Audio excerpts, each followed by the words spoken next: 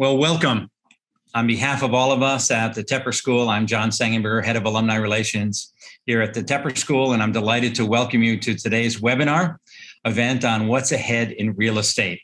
We'll have an opportunity for you to ask questions throughout our presentation today, so you can just use the Q&A box that you'll see on the lower part of your screen. We are committed at Carnegie Mellon and at the Tepper School of providing the community access to our outstanding faculty, staff, and alumni experts via a multitude of lifelong learning opportunities, and we're glad to have you as part of our virtual classroom today.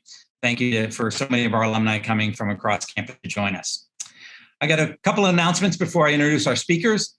First, we wanted, in case you did not see the outstanding Tepper Alumni Awards celebration that we had earlier in May, we want to invite you to go ahead and look that up online. We're also calling for nominations for the 2022 Alumni Awards, and we'd love to have you nominate a classmate or a colleague for one of our annual awards. We also want to make you aware of our next alumni webinar. It's going to be focused on careers, and it's with Julie Thornton, our Tepper Executive Career Coach. She's going to be joining us to talk about considerations for a career shift. We know a lot of people are considering that during this time frame. So that's next Thursday, the 29th. So we look forward to seeing you at that as well. We also wanted to thank you for your support of the annual fund. We had an outstanding year and we're so grateful to all of our alumni for your support. It's an opportunity. We're in a new fiscal year now, so we look forward to your continued support as we welcome our students back on campus in person for this fall semester. I'm very excited about that. I'm currently in my office at the Tepper Quad right now. But let me introduce now our speakers for today's webinar. And first and foremost, our faculty host and moderator, Dr. Chester Spatt. He is the Pamela and Kenneth B. Dunn Professor of Finance. He's an award-winning scholar studying financial economics. He's joined us in 1979, so many of you have probably had him as a professor. He started out his academic career with a BA in economics from Princeton and a PhD from the University of Pennsylvania. He also took some time and served as the chief economist and director of the Office of Economic Analysis for the SEC from 2004 to 2007. He's currently a research associate at the National Bureau of Economic Research, a senior economic advisor at Colorma Partners, a member of the Financial Economists Roundtable, and a fellow of the TIAA-CREF Institute. He has served as an executive editor and of many of our finance journals, and has really had an active academic role at the school. One of our star professors, and so glad to have him with us today. Now let me introduce our speakers, and then we'll turn it over to Professor Spatt. So glad to have Larry Jennings with us. Larry is a two-time Carnegie Mellon alum, receiving his master's in science, or what we call now the MBA, in 1987. He's a senior managing director and co-founder of Valstone Partners, a investment firm focused on real estate and debt launch with his classmate, Jerry Timmis. So prior to Valstone, he was part of the Carnegie Morgan Partners. And before that, he spent 7 years in public finance and investment banking as Legg Mason, Wood & Walker. He's got great experience in real estate workouts and restructuring deals. And so you'll hear a lot from him today. He got both of his degrees at Carnegie Mellon, but continues to stay active with us. He serves as a member of the Board of Trustees at Carnegie Mellon University, and is also on the investment committee, and has served as a member of the Tepper School Business Board of Advisors. One of our younger alumni is joining us, Devin Cheshire, an MBA from the class of 2003. He is a senior vice president of development and construction at Rubenstein Partners.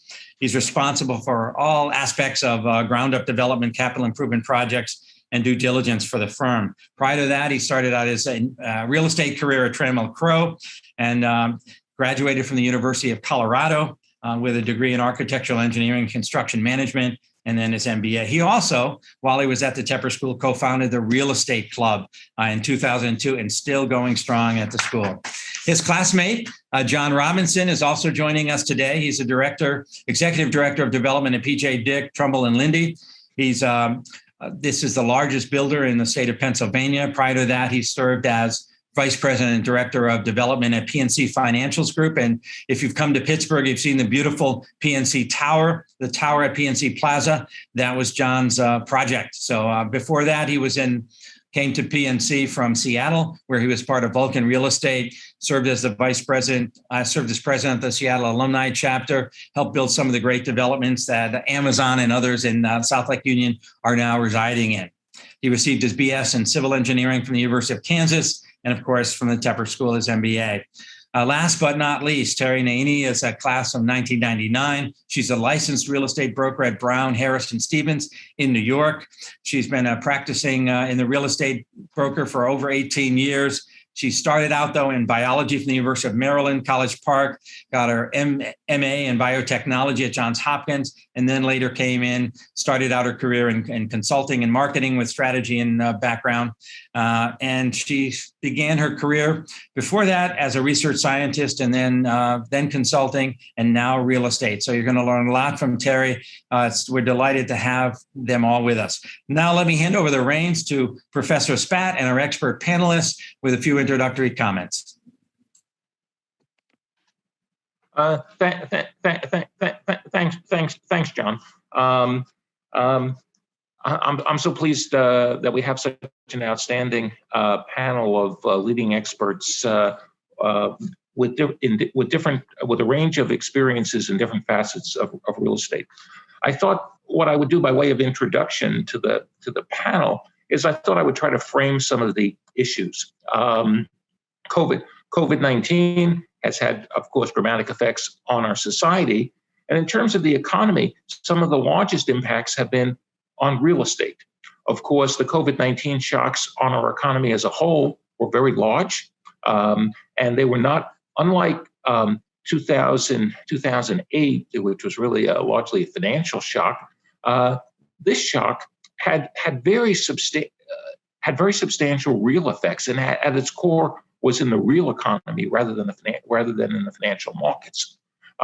These large real shocks in much of the economy, but I would argue especially in real estate. And meanwhile, we had very strong policy interventions from Washington on many fronts, with respect to liquidity, with respect to relief to individuals in society, and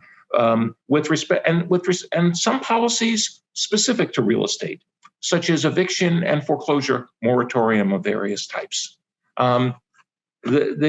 We continue to have uncertainty, although obviously the broad economic uncertainty has lessened considerably. But certainly we have in the real estate space, we have continuing uncertainty about the lessons from COVID-19. And there's much to learn still about the long run. And by that I mean, what will be the post-COVID-19 impacts? Next slide, please. Some of the shocks that we've obviously already experienced have been dramatic shocks in the role of technology, as illustrated by Zoom. And this, in turn, and the ability to use technology has precipitated a demand for, among other things, larger residences. Residences, in many cases, became, unfortunately, schoolhouses as well. And in many cases, you had family members all needing their own space to work on Zoom, both for work and for schooling. So here we've had a separation. We've also had geographically separation of the work location from the office. This potentially changes location patterns. In the short run, has changed location patterns in our society. Open issue as to what it will do over the long run. Obviously, social distancing for a while was an important interim shock. We've at least had some de-densification in our society, and that potentially will operate, or has operated at least at many levels. We've had dramatic changes in financial structure. One I highlighted on the slide are low interest rates. Another, and very important one, is potentially inflation in certain sectors, as illustrated by the demand for larger residences, for example, and on some of the in some related commodities, such as lumber. We've also had dramatic shocks to income. But interestingly, while some individuals in society have obviously experienced terrible adverse shocks, they're actually interim the interim average incomes are actually substantially higher. Personal income last year was up by about 20%. Now, some would say, well, how could income be up? How could income be up in the environment last year? But obviously, there was tremendous relief in the form of various programs from the government. And indeed, many individuals at the upper end also benefited from dramatic increases in asset valuation. So here I've kind of focused upon some of the interim things that happened. But ultimately, the questions I think looking forward are going to be what happens post-COVID? What are the long run movements? Next slide, please. So as an economist by training, I would also emphasize that economies respond to shocks in a number of ways. In the case of real estate specifically, some of the key responses will be with respect to the uses of properties and the redesign of properties. As economists think about these issues, obviously prices will adjust, but also quantities will adjust. The existing supplies will adjust. One would expect adjustment in both prices and quantities. So you'd expect both movements in how we use various facilities that are already available, but we'd also expect important and serious price movements. Next slide, please. So what's happened? Well, obviously we've had tremendous move with work from home. This has created very strong residential demand. On the other hand, we've had a lot of vacant offices, of course, very weak as a result, very weakened office demand. We've had tremendous mobility. People relocating from cities to suburbs, people relocating from the north to the south, people relocating from some high tax states to lower tax states. We've had an eviction moratorium, and how this plays out as we sort of unwind this, I think still remains to be seen. We've had tremendous price movements. These reflect a number of facets, including shocks to commuting patterns, and not only current shocks, possibly shocks over the long run, and changes to the value of all sorts of different space. One of the other things that we've learned, and that the experience of the last year has highlighted, is flexibility is very valuable, and contracts that explicitly allow flexibility are potentially are a lot more valuable than previously perceived. In the language of finance, optionality is very valuable, and I think many observers in the economy have increased their appreciation of that. We've also had dramatic changes in the transaction process through technology. Differences now in the way people search for property, the way in which due diligence is undertaken, and we've had obviously a move to virtual closings. Almost all closings in many sectors, in fact, have been virtual during the pandemic. Next and final slide, please. So the future.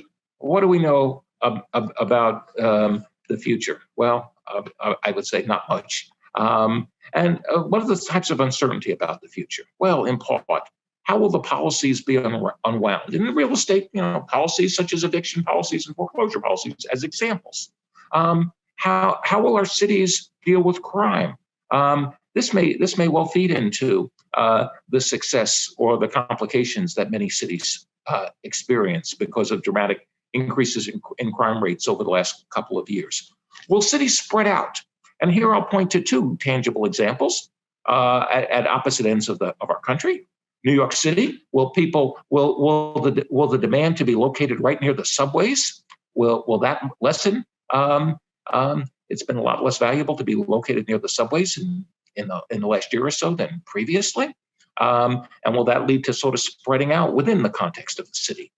In a city like Los Angeles, if people are commuting less, perhaps because they're going to work 3 days a week instead of 5 days a week, does that allow people to both live further out, but also because they live further out, either make the roads, well, because they commute only, let's say, 3 days a week, hypothetically, perhaps reduce commuting times? I'm sorry, perhaps reduce the time they spend on the road, so they're willing to be further out.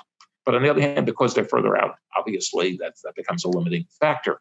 How will office space be redeployed? A lot of challenges there. To what extent will residential demand stay high, and how will the markets respond to that? How will the pricing of flexibility change? What do we see? We have tremendous expertise on our panel. What do we see from our vantage points, from our respective vantage points? And now I'm delighted to welcome our panelists. So John introduced our panel. Let me jump right in and pose questions to our various panelists. So Devin, given your expertise, and given that technology has enabled people to work from home during COVID, there seems to be lots of talk about continuing remote work, hybrid models, and empty office buildings. Are people going to return to the office, or do you think we'll see office demand decline dramatically? Well, first of all, Chester, Spatt, and John, thanks for having me. It's a lot of fun. I guess as an office investor, I would say this is something that's probably at the top of our minds. It's something we're speaking about and debating literally every day. I think what's unique here is it's such a personal thing for us. I mean, literally everybody went through this remote work environment, and we all have a different opinion. We've had a different experience about it. So I think that's another important component here. And yes, the technology's enabled it, but Zoom, Teams, those sorts of things have been around for a long time. These aren't new technologies. I think we just all learned more about how they could help us work from home, right? So I think that's an important point. I think the short answer to your question is yes, I do truly believe people are going to return to office, and most people are going to return to office. But I would say that the hybrid thing, the hybrid model is really something that is here to stay. I think it's a question about how hybrid we are, and I think that's going to vary from industry to industry. But let me just kind of give you a few reasons why I really believe people are coming back to the office. First and foremost, I think people are just more productive and work better together when they're in person. It's that ad hoc conversation down the hall or stopping into somebody's office and just, hey, I've got a quick question. You can't easily do that remotely. I mean, you can, but it's just, scheduling meetings, things like that. It's a little more formal. The other thing is training employees. We have 5 interns in the office this summer. There's absolutely no way that they could have a valuable experience and learn about us as a company and what this profession in real estate might be if they weren't here in person sitting side by side with us. And the same goes for young professionals who are full-time employees here, growing them, grooming them for future leadership positions, getting the face time with leadership, having all of those benefits and getting promoted and those sorts of things. You just can't do that remotely, certainly not as easily. I think that's probably one of the biggest components. And then really lastly, that's related to that is just company culture. Not everybody cares about that, but I think most leadership does, right? If you're going to grow your company and you're going to do that with culture, interaction, relationships, all those sorts of things. And it's all those intangible things that I think are so important. And I think a lot of companies are really realizing that. And I'll give you a few examples, but it's almost not, to me, if people are going to come back, it's almost more of a question of when, right? How quickly are they going to realize that working from home is not all that great for growing the company and moving, forward with growth and that sort of thing. So, I mean, companies like JP Morgan, Morgan Stanley, Goldman Sachs, they're all requiring employees to come back. The tech companies, Google, Apple, they're all already encouraging people to come back. In fact, tech companies were some of the bigger leasers of space during, this last 15 months or so. So, it's just, I think we're seeing it, and really it's just a question of when, but it is going to happen, and I truly believe that. Thanks, Devin. So I thought it was fascinating that you highlighted both the issue of culture and the issue of the onboarding experience. These are clearly 2 of the most important factors. I also was struck by your example. Your example. One financial institution that you didn't name is an institution called Citibank. And Citibank has basically taken it's interesting. Citibank has taken the opposite posture. They're basically announcing to the world, but in particular to the employees of Morgan Stanley, Goldman Sachs, et cetera. If you don't like 5 days a week, well, give us a call. Give us a call. So it'll be interesting to see how that plays out over time, because clearly 2 very different, contrasting approaches. So Terry, the change in office clearly has a lot of impact on how people think about their home living environment. How do you see the pandemic as changing buyer behavior when it comes to the residential side of real estate? Hi, thanks a lot for having me.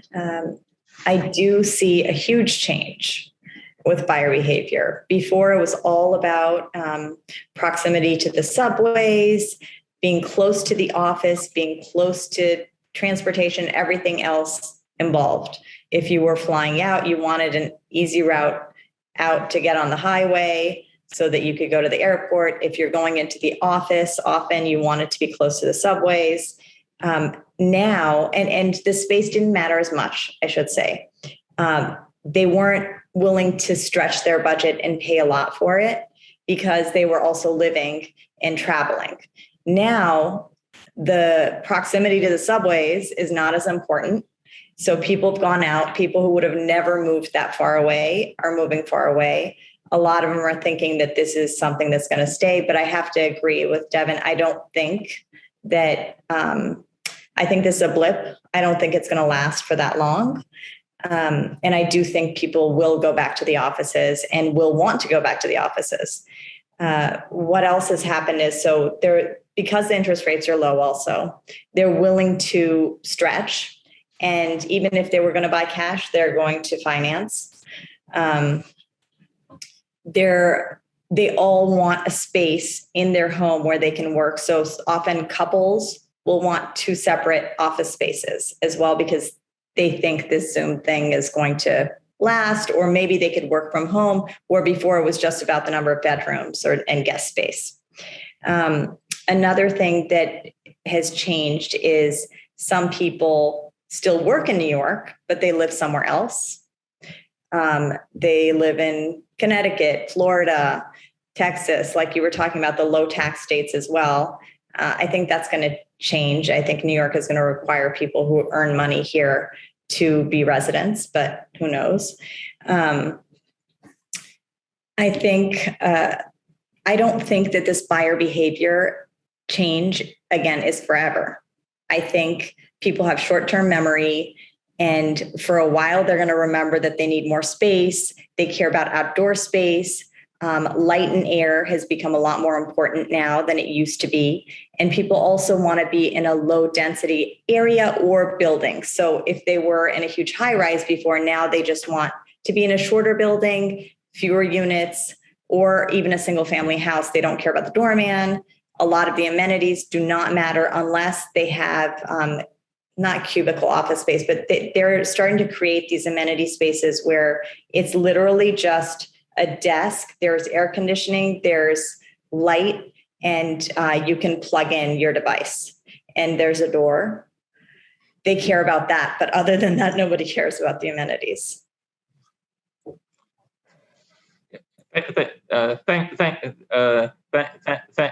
Thanks, Terry. I thought, you brought up the changes in financing costs and the impact that's had, and you highlighted in part the willingness of people to stretch, in part maybe motivated by that, among other considerations. And I think some of this is sort of manifesting itself now in the dramatic changes in housing prices that we're seeing throughout, of course, much of the country. So John, let me ask you. You've been involved in construction in much of your career. What do you see as the biggest opportunities and challenges to new construction at this point? Sure. Hello, everybody. It's a pleasure to be here today. So opportunities and challenges in construction. And specifically new construction. So we're a builder and an investor. So we invest in some of the projects we build, and then we also invest in projects we don't. So it's kind of coming from both perspectives. So my answer is kind of a little bit product dependent, because, while value add office, that's a great play. Devin's the master at that. Rubenstein has figured that out for sure. You're not seeing a lot of new office. It's not very financeable right now. I guess it's market dependent. There's not much activity there. And then multifamily is like super strong depending upon location and market. And even here in Pittsburgh, where you don't see a lot of growth, there's a lot of multifamily being built. So opportunities from a builder perspective, housing's big, construction of new housing. I think Wall Street Journal said that construction of new housing in the past 20 years is something like 5 to 6 million units short of like long-term historic levels, which I think is kind of a big deal. We're also seeing a lot of activity in higher education and medicine from federal stimulus and research dollars. And then I think longer term, there'll be some adaptive reuse plays where you're, maybe taking some older office product if it's built appropriately to convert it to multifamily, maybe some conversion of hospitality into multifamily. And then in terms of opportunities from the investor perspective in construction, I mean, with low borrowing costs, as you mentioned earlier, there's lots of capital out there. I mean, there's just a lot of money chasing projects right now. So, and then we're seeing pretty significant rent escalation for housing, well, not necessarily for office. So challenges, it's got to be escalation, inflation. Most of these, it's kind of hard to tell the difference between inflation and escalation because a lot of it's being affected by supply chain right now, which is just crazy. I mean, people ask me which materials are being affected. Yeah, steel, lumber, things like that. But pretty much the answer is everything's affected. People see that lumber has doubled, steel has doubled, but the cost of putting something in place isn't just the cost of the material, it's the person putting it in place as well. And labor pricing really hasn't changed much. So it's not a true 200% gain or increase in terms of total in-place cost for construction for certain types of materials. But there is a lot of escalation, inflation pressure, supply chain pressure in construction right now. And then outside of just the supply chain being kind of screwed up from the pandemic, there's the Amazon effect where they're putting in distribution centers pretty much all over the country. And good luck getting, roofing systems or structural systems unless you're like way out ahead with your orders because they're buying up everything. And so we're definitely seeing that. So the only other challenge I guess you could say is outside of just the cost of construction because of supply chain. One of the challenges that I think every market's having is a lot of these public officials, public employees that work in city planning and building inspection, and they're all working from home. And it's just taking a lot longer to get things permitted. So, it seems like everything's kind of frothy out there right now in terms of construction. There's a lot of capital out there, but who knows? Maybe the big barrier is going to be how quickly permits can be cut because people aren't back in their office yet. I don't know. But hopefully I answered your question. Yeah, that's it was a very interesting answer. You highlighted both some points that I think are top of mind for a lot of people, but also some unusual points. I mean, what I think is top of mind for a lot of people are these issues about inflation and the escalation of demand, and those maybe some overlap between the two, both contribute. But also you highlighted I think an important problem in the supply process that hasn't gotten so much attention, unlike some of the other supply problems, which is the problem associated with public employees working from home. But and I would maybe frame that in a slightly, and I think that's a very, very, very interesting insight. And I would sort of say that I might add that in the private sector, we often would expect that firms would figure out ways, even when people are working from home, to deliver their product. And I do think it's important on government to do the same, and especially after the substantial funds that have been provided to local government in the recent round of recovery and relief financing. So I thought those are some very interesting insights. I think this issue of permitting really strikes me as related to supply. So it's different than the supply chain issues as people traditionally talk about it, but very closely related. So Larry, you've been investing throughout much of your career. What investment or business decisions did you make that you felt that perhaps were not so favorably affected by the COVID events, or as you kind of look So I think this on the last year as an investor, how do you think about these issues? Okay, so I think the whole permitting issue that was brought up actually muted the supply problems. I think because the permitting has been very bad, and the permitting is not allowing projects to get processed as fast. So in some respects, the bad permitting systems are balancing out the demand. Very robust. I mean, which I find is just getting like a fire inspection done for a sprinkler that used to be done within a matter of days was taking like a month. So I think the permitting problems actually are going to show up as helping to suppress demand a little bit. I would say starting in 2004, we looked at the long-term demographics of assisted living, and we decided to sort of allocate somewhere between 50 and 60% of our investments in assisted living. So from early 2004 until February of 2020, we had uninterrupted growth in private pay assisted living. I mean, the demographics, tailwinds are in our favor. We had census growth every year. We grew to say 6,000 beds and say roughly 3,500 employees in that sector.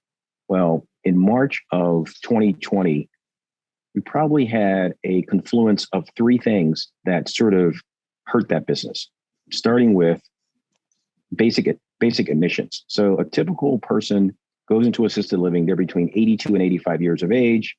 They may stay there for 6 years. Then they get a little frailer. They go into a nursing home and say they die, right? Well, starting in March of 2020, a lot of the regulatory bodies stopped admissions to people into assisted living. So that kind of slowed the model down. The second thing that happened was so many people staying at home, they could take care of mom. So all of a sudden, people that used to have to go into an office where they could not check on their mother every day, or she lived an hour away, whatever, they either could check on their mother all the time. And by the way, it's mostly women that are aging. That age better, basically. And then the second thing that happened is a lot of people that were thinking about going into an assisted living actually went to live with a kid, a son or a daughter who was staying at home. And the third thing that happened is basically, since you have to deliver patient care, you can't work remotely and change a bedpan. You can't work remotely and help someone bathe. You can't work remotely and feed someone. So you can't tell 3,500 employees say to work from home. So in order to induce workers to come in, we had to pay them more. So we had very high wage inflation in 20 and 2021, and we had very high PPE costs, and we had flat census. So what you saw is actually declining. So what you saw was a business that had been bulletproof for the last 20 years turn into a disaster. The other thing I would say is our investments in multifamily, industrial, and office largely were unaffected in the past, say, 18 months. And our retail investments, kind of wobbly. But overall, I would say our biggest hurt area was in the assisted living sector. So I thought that's very, that's very interesting. It's clear that assisted living is a very important area. But you highlighted that in some respects it became perhaps a little less important as a result of the COVID because of the ability because how it encouraged the ability to substitute. And I could see some of that may be a somewhat permanent part of that might be a permanent effect. too, because to the extent that people have actually, you know what I think happened really? I think people got sick of taking care of mom, because in the last 3 months, we have seen our admissions come back. People are worn out. They are frazzled. They want to travel. They want to do certain things. And I think it's coming back. But I think it was an interest. It was a blip. Sorry about that. Someone's in the background here, kind of walking by. It was a, I think people didn't realize how exhausting it is to have to take care of someone. So we are seeing a recovery. So I think, the business is fundamentally sound. The growth, the over 80 population kind of exponentially growing. But I can tell you, it was very painful riding through this process. Yeah. So I think maybe shortly we'll open it up maybe in a few minutes to the audience questions. But maybe before I do so, perhaps I could give the panelists an opportunity if anybody wants to jump in with respect to the comments made by their colleagues on the panel. Devin? Yeah, I just quickly would echo this permitting issue that John brought up and that Larry sort of emphasized. It's been a really significant issue. In fact, we use permit expediters often to just help us navigate that process. Literally had one walk away from huge opportunities working with us because they were so busy. So everybody's doing everything they can to try to work through this huge hurdle. And I don't see it ending anytime soon. In fact, cities can't even get the permits to do public infrastructure projects from themselves. It's that bad from what I'm seeing. So that's just, it's like nothing I've ever seen. It's always difficult to get permits for one reason or another, and for obvious reasons, but it's at a whole new level, like nothing I've ever seen. It strikes me as sort of it's interesting that you say that, because this is an issue that's gotten very little discussion in the media, and you'd expect that at least in a given jurisdiction, that whatever party is out of power would have a strong incentive to highlight these issues. Obviously, not necessarily the incumbent party in a particular jurisdiction. So it is surprising to me that this has stayed even from my perspective, at least a little bit under the radar. I think that one thing that someone mentioned is that I'm not sure that remote working or having your job, say, defined as being able to be done, say, remotely is very good, because I have one of my property managers had, they wanted to bring people back as a team, and so they had some resistance. And two of the employees, they were kind of, let's say, lower level employees, said that our job can be done 100% remotely. So just so happened, he was on vacation in Mexico City. He's from Argentina and he lives in Baltimore. And he recruited two people to work remotely who lived in Mexico City, two underemployed lawyers.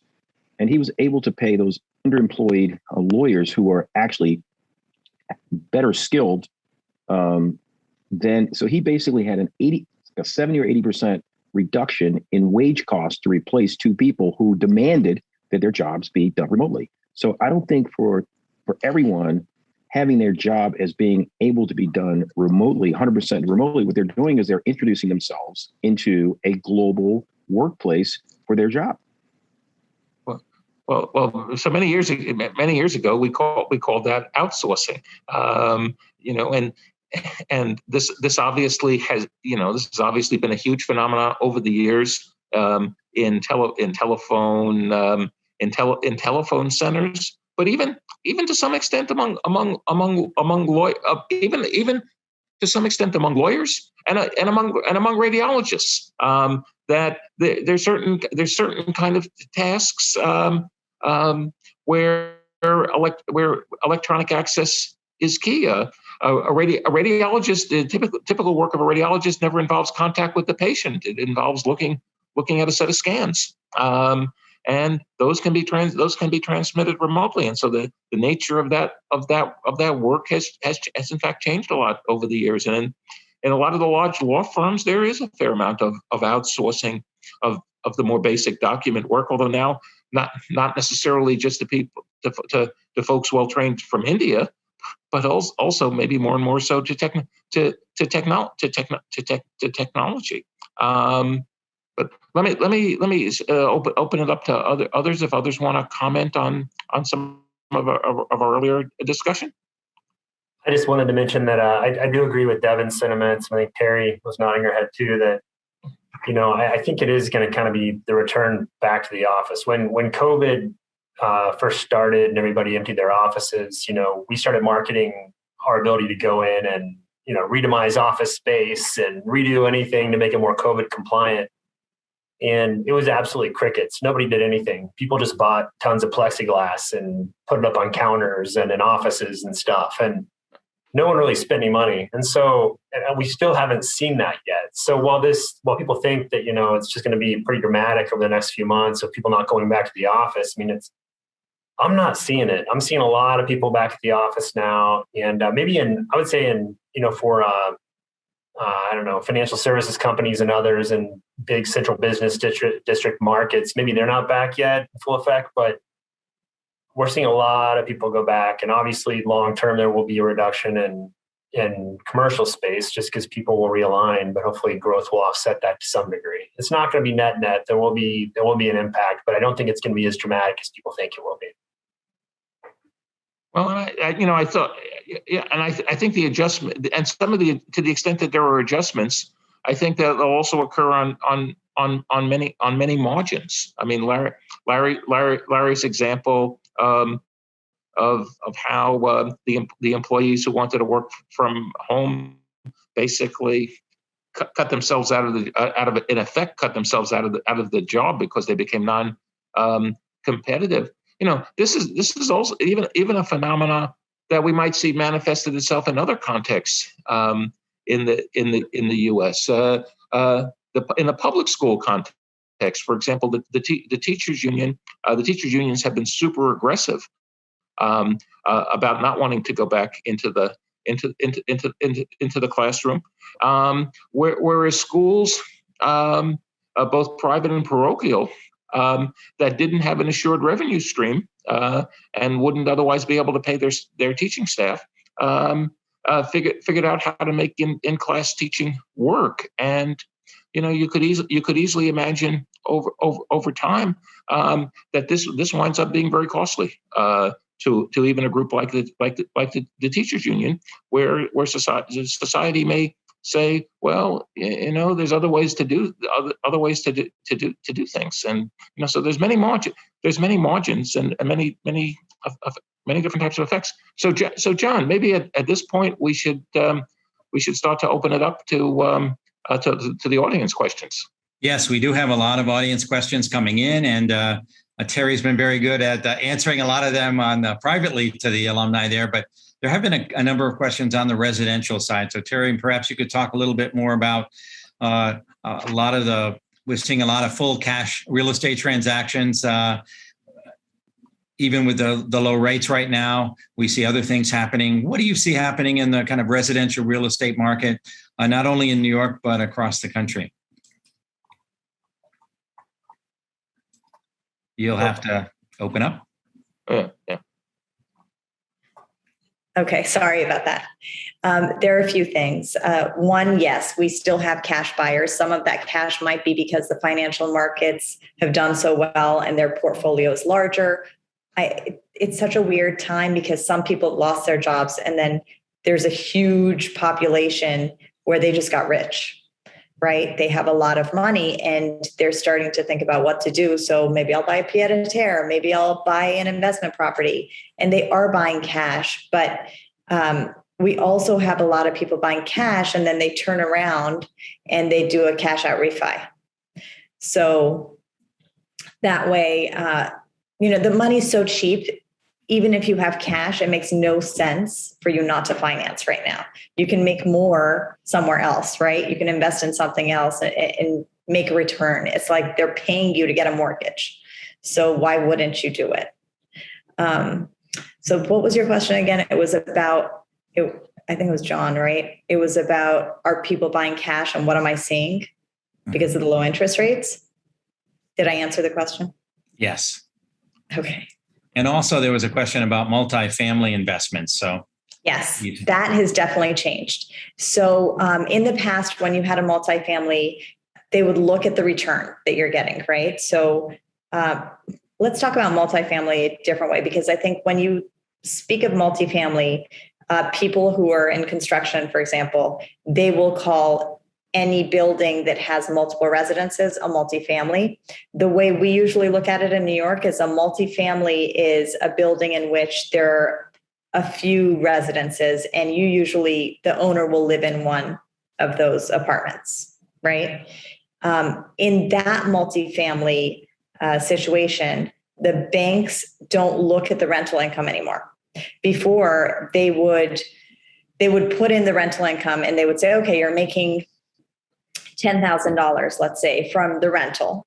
And then this is the portion that you need to basically pay for. So we're going to give you more money so you can buy this multifamily. Now they don't consider the rental income. They consider that a liability, because who knows, it might stay empty. So a lot of people who could afford them before can no longer get financing. So that's become an issue. Single family or a single residence, a single condo or co-op in a building is much easier to finance than a multifamily, which is a shame. We have a couple of other questions related to coming back to work. Why should service and software industries invest in more real estate if they experience personnel who are productive working from home? If they want FaceTime, can't they use WeWork facilities or something like that? If we give tax breaks to people working from home, would there be more incentive for companies? So can you comment on those areas of coming back to work? Is that for Terry? Sorry. No, any of you. Okay. I think that's a question a number of you might want to address. Yeah, I'll give it a quick shot. So I think what's important is when people talk about remote work and the future of work, people use a broad brush stroke across all industries, and that's probably not right, because tech and service-based industries, depending upon which kind of service, you probably will see a higher percentage of remote work than, for example, construction, which is a very tangible business, right? So I think the big broad brushstroke I can paint is that we're all going to see more flexibility in how we work and where we work, but certain industries will have a higher percentage of on-site, showing up to the office than others. So yeah, I mean, real estate's a big investment, there's no doubt, but there's values to being present every day, and that value is dependent upon which industry you're in. So it's my 2 cents. I think it's interesting what Terry said about multifamily. So if you look at traditionally, if you have 4 or less units, it was considered to be owner-occupied residential. And if you have 5 or more, it's considered to be a commercial multifamily. So it's interesting what I'm seeing in the 5 or more units or 20 units or whatever, that I've never seen the financing so cheap and plentiful. And it's sort of interesting that in the sort of owner-occupied multifamily, which is where a lot of people in New York have built the wealth over time, and brownstones and townhouses and things like that, has been, say, muted. So I would have not expected that, because in the sort of non-owner occupied larger multifamily, the sort of cap rates, the compression of, say, cap rates, as well as, say, financing. In January, I think I borrowed, let's say, for 40 years at 3.16% for a multifamily housing asset. This was a bunch of apartments. So that's a little shocking and something that I wouldn't have expected, but I understand it. It's kind of interesting. Yeah, I have to say it's been very painful because I do a number of those sales, and it is a big wealth building exercise. It's easier to have more apartments in your own building than go buy an apartment here, an apartment there. You can manage it better. And you could expand into the brownstone, for example. But now a lot of people who could buy cannot buy those assets. Yeah. We did receive a question as well about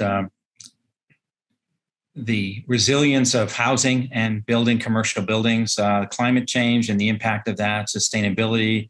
What are we seeing in that aspect of it in the construction industry? Devin, you want to comment? And John, I'm sure you have a comment on that as well. That's a tough one. I think sustainability, we're always trying to figure that one out, right? It's such a high impact. Building buildings is high impact, right? So there's always opportunity there, and we're continuing trying to follow best practices and so forth. I'm not sure I can relate this to COVID, but quantifying it and communicating it from an investment standpoint, because we get asked this question all the time, is a challenging one as well. So, yeah, I'm not sure, John, because it's maybe I'm not hearing the question correctly, but it's certainly something we've always been focused on. It's just hard to communicate how you're doing it and what you're doing, if that makes sense. What I'm seeing is more in the environmental, where I see the biggest sort of changes. Even, we saw more like energy efficiency now kind of stuff maybe like 20 years ago. But where I'm seeing the biggest sort of issue is in stormwater management. I think, say before, you would see sort of like, okay, I can't meet these stormwater requirements. I'll just pay a fee in lieu, or I'll just pay the government a little bit more money and let them take care of it. Now I'm seeing that the governmental agencies are really unforgiving about stormwater management. They want real solutions, and these solutions are driving up site work costs that I've never seen. So I think the whole sustainability issue around water and wastewater has caused, whereas the government, you could kind of like wiggle your way out of it, I don't think there's any wiggle room anymore. So things related to water and say wastewater have become sort of like hardline issues. I agree with Larry and Devin, and what Larry brings up probably isn't something you read a lot about when you talk about sustainability and green buildings, but you're right, the infrastructure in terms of stormwater and wastewater. We're doing an apartment building, I think it has 60 units, and just the cost from the water utility is $1 million just to connect to the stormwater system. So huge barriers. But in terms of sustainability, and Devin mentioned like construction waste. When you're building, I see a long-term trend, or even short-term, because there's a lot of innovation there. Modular, prefabricated things, doing more things off-site so that they can come together faster on-site. It seems like LEED and things like that, LEED and all these other certifications, they're important to different users, I would say. More important to I guess some companies, even it's part of their brand. And so they're always building, to meet a certain LEED specification. But we're seeing a lot less of it because city codes catching up, energy codes catching up with what those, with what those requirements have been in the past to get the certification. Now it's just a base building requirement. So we're not seeing a ton of moves in sustainability or green building. It's just kind of becoming a way that people are doing things nowadays. Talking about it less and just doing it. We have a question about, we talked about residential rents, but if you talk about commercial office space rents, what's happening in that? Are landlords having to offer increased incentives or reduced rents? What's happening in the major markets, and where do you see the changes for the future coming?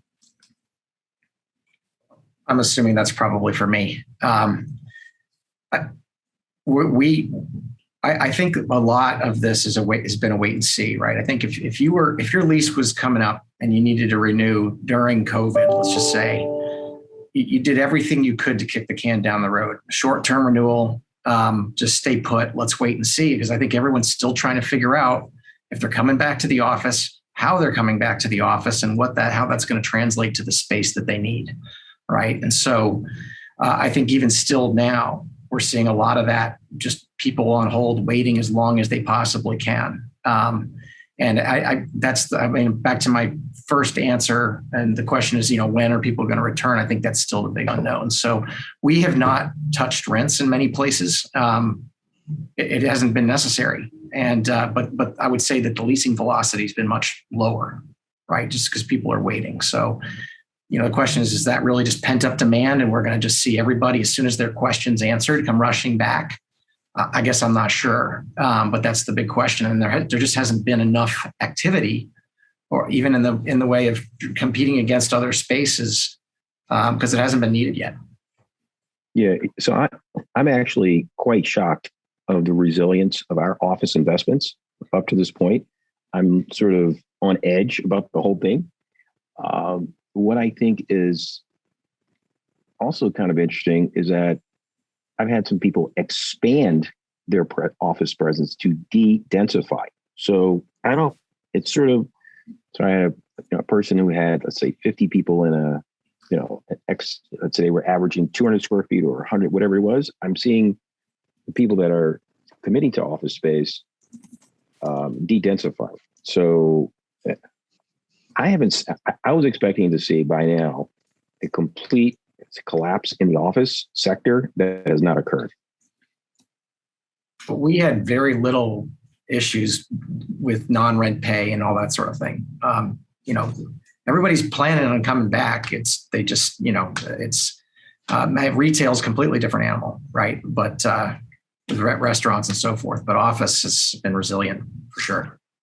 Yeah. Well, that's kind of interesting, because at least a few players were pretty visibly out there, not paying their rent. I think the Cheesecake Factory, as an example, I think got a lot of publicity when I think for a while at least it wasn't paying its rent anywhere, and it created a lot of publicity for it. And you could certainly imagine that different business models might work in different ways. I mean, one of the phenomena that I've noticed over time is a lot more for rent signs in stores, for example, at stores that closed, and seeing relatively few of them having replaced.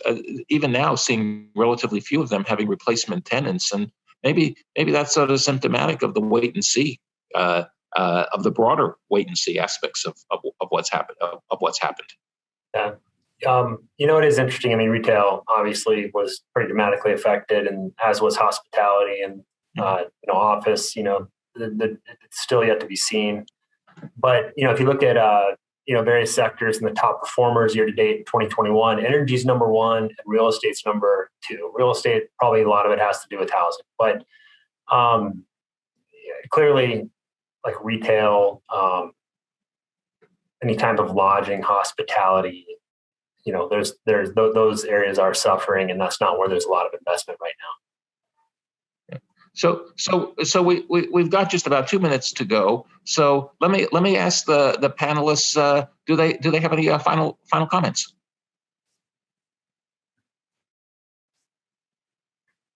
I do. Go ahead, Terry. I do. So I think this is on a lot of people's minds, right? Their homes have increased in value a lot, most of them. And they're wondering, what do we do? Do we invest in real estate? Or if they don't own their current home, they're wondering if they should invest in real estate. Should I buy a place? Should I do something? The way I look at it, I think you need to diversify. Don't have everything in the financial markets. Don't have everything in real estate. Also, you don't have to own real estate. You can just buy some stock in a real estate investment trust. You can buy an apartment or a house and rent it out. You're going to get tax advantages. You depreciate that asset. There's so much going for it. And then you have the optionality of renting and being able to move should you not know if you want to stay where you are, right? So there are lots of things that come into play. And I think there's not one answer for each person. There we go. Other panelists? I think that Larry? I think people went negative on like California, right? I think California has an affordability issue, but I think the demand for people that want to be in California is still very high.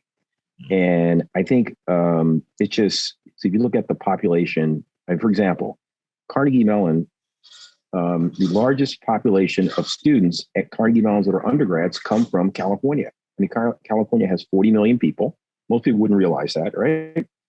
So I think that I am incredibly bullish on New York. I'm incredibly bullish on various major cities in California. And I think the people being priced out of California are being replaced by people that have, that want to be there. So for all the people that went negative on, say, California, went negative on New York, for example, I'll be in Moscow in August and I'll run across a half a dozen kids, younger people that are dying to live in New York, that are dying to live in San Francisco, globally. So I think that, New York City will come back. It'll be as big and bad as ever. And I think the same thing for California.